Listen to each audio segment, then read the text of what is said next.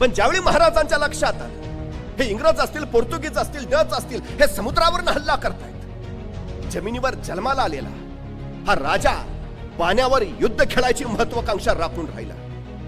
समुद्र आमचा, पण त्या समुद्रात जहाज उतरवायचं झालं तर पोर्तुगीजांची परवानगी लागते. कसं सहन करतील महाराज? हा देश आमचा, मग इथं उद्योग ही आमचेच हवेत, व्यापार ही आमचाच हवा. आम्ही का नाही विचार करत?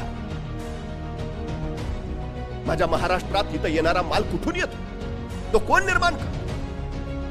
माझ्या पोरांच्यात क्षमता नाही, माझ्या पोरांच्यात कौशल्य नाही, की माझ्या पोरांच्यात बुद्धी सामर्थ्य नाही? परक्याने व्यापारी म्हणून यावं आणि राज्यकर्ते बनावं अशी अवस्था वारंवार का येते? कारण आम्ही फक्त चाकरमानी म्हणून घ्यायला धन्यता मानतो. नोकरी हा आमचा धर्म बनतो. स्वतंत्र काही करावं, नवं काही निर्माण करावं ही जाणीव आमच्यात निर्माण होत नाही. याचा फायदा इतर घेतात, ही सगळ्यात मोठी गोष्ट आहे.